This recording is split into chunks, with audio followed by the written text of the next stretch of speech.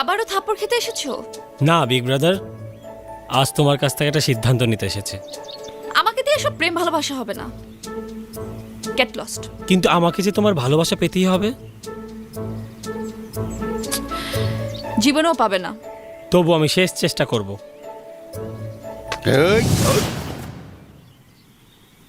আহা, আমার হাতে একটা ব্লেড।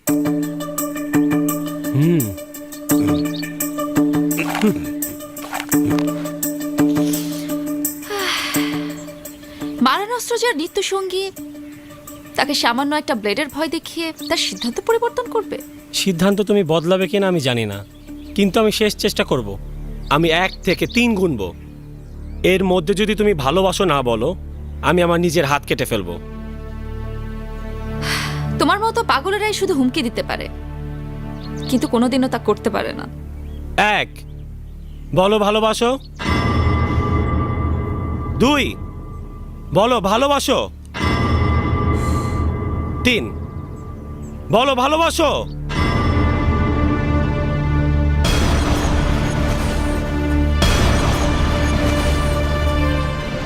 তাহলে এই রানার বেঁচে থাকার কোনো মানে নেই। শরীর থেকে আমার হৃদয় সেই দূষিত রক্ত সব বের হয়ে যাক, যে হৃদয় তোমার হতে পারেনি।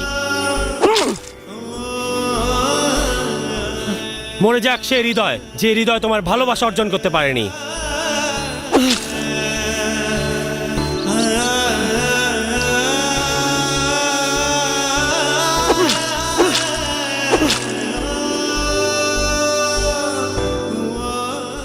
তুমি মরে গেলেও এই বিগ ব্রাদারের বুকে কখনো ভালোবাসার ফুল ফুটবে না।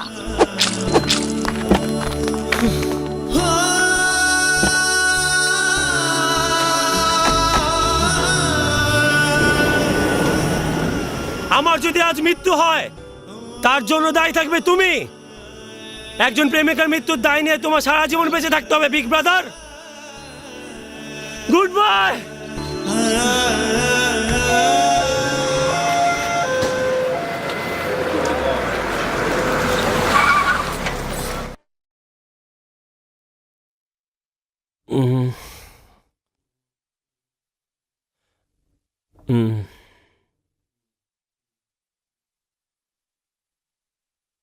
রানা, রানা, কেমন লাগছে রে এখন?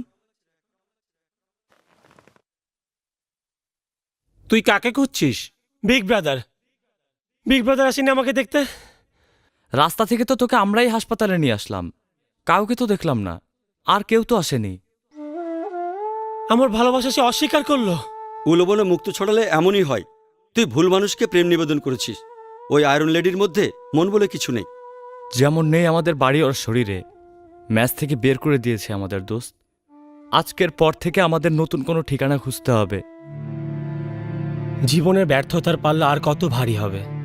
টাকার জন্য মা বাবার চিকিৎসা করাতে ব্যর্থ হলাম, চাকরির জোগাড় করতে ব্যর্থ হলাম, প্রেমে আমি ব্যর্থ হলাম। এই ব্যর্থ জীবন রেখে কি লাভ? এই পৃথিবীতে বেঁচে থেকে কি লাভ? নিজেকে আমি শেষ করে দিব। আমার শেষ ঠিকানা মৃত্যু। এসব কি বলছো? ঠিকই বলছি রেবেকা, মনে হয় মরণ রোগ বাসা বেঁধেছে। এসব অলক্ষণের কথা বলো না তো। এটা কার নাম্বার দেখো তো তুমি। হুম হুম হুম দেখি। হ্যালো। আসসালামু আলাইকুম বাবা। ওয়ালাইকুম আসসালাম। চিনতে পারছো? আমি সেলিম। ও সেলিম, তুই কেমন আছিস বাবা? ভালো আছি বাবা। মার শরীরটা কেমন আছে? ভালো আছে। আচ্ছা, ওষুধগুলো ঠিকঠাক মতো খেয়ে নিও। হ্যাঁ হ্যাঁ। আর এটা আমার নতুন নাম্বার, সেভ করে রেখো। আচ্ছা বাবা। ওকে বাবা, রাখি, পরে কথা হবে। ভালো থাকিস। হ্যাঁ, সেলিমের নতুন নাম্বার সেভ করে রাখো। দাও।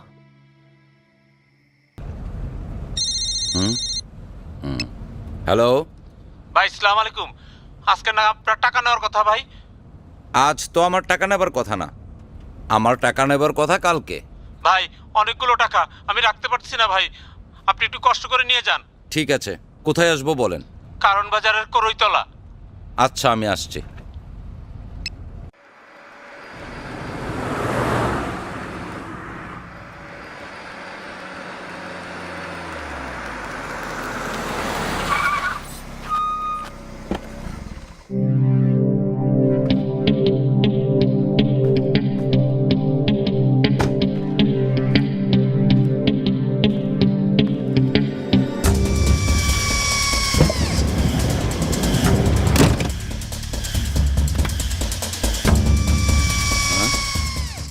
ডিজে, তুই? হ্যাঁ, আমি।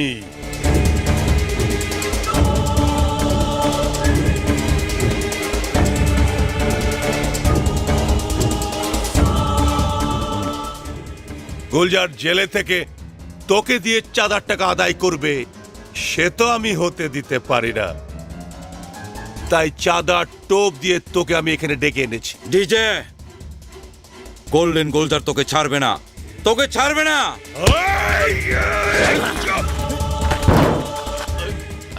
আমার ডিজে এলিট, আমি সবাইকে করে দেই ডিলিট। না না না ডিজে, না।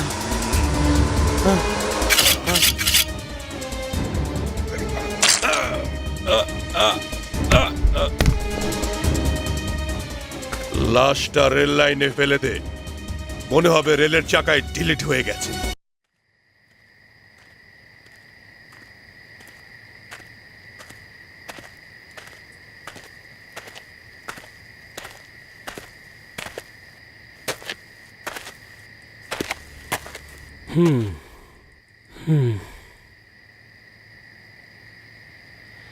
জায়গাটা বেশ নির্জন মনে হচ্ছে, মরার জন্য গুড স্পট।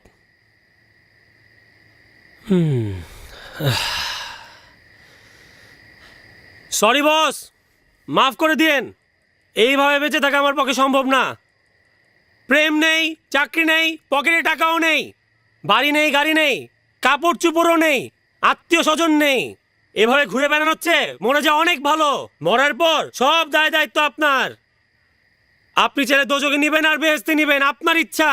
সবাই সবার তকদির ফেরানোর সুযোগ পেল, কিন্তু আমি কোনো সুযোগ পেলাম না। বিদায় পৃথিবী, বিদায়।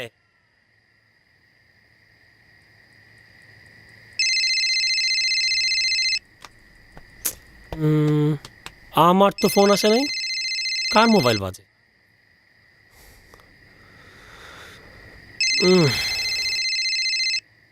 কাউকেই তো দেখছি না, কিন্তু ফোন বাজে কার?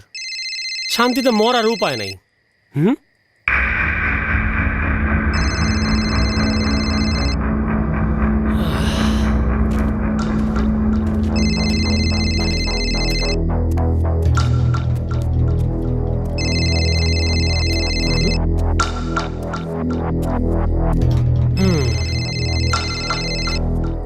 হায় রে, মরতে এসো শান্তি নাই, এখানে আর এক ক্লাস।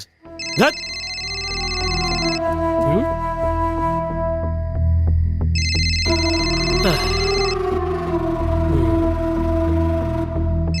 ফোনটা ধরে দেখি, আত্মীয় স্বজন হইতে পারে। হ্যালো ভাই, আমি বিকাশ। অনেক কষ্ট কইরা 20 লাখ টাকা অ্যারেঞ্জ করছি। আপনি কাল সকালে নব থিয়েটারের সামনে আসুন। 20 লাখ? হ্যাঁ ভাই, বাকিটা সামনে সপ্তাহের দিকে জোগাড় করে দিমু।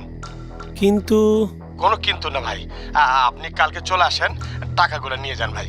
আপনি না বলবেন না, আপনি কাল এসে টাকাটা নিয়ে যাবেন। কিন্তু আপনি তো আমাকে চেনেন না। চেনার দরকার নাই, যার হাতে এই মোবাইল নাম্বার তার হাতেই টাকা দেওয়ার অর্ডার আছে। 20 লাখ হাতে ফোন থাকলেই দিবে? কিন্তু ফোন তো আমার হাতে। রানা, কি ভাবছিস? এই সুযোগ বারবার আসে না রানা।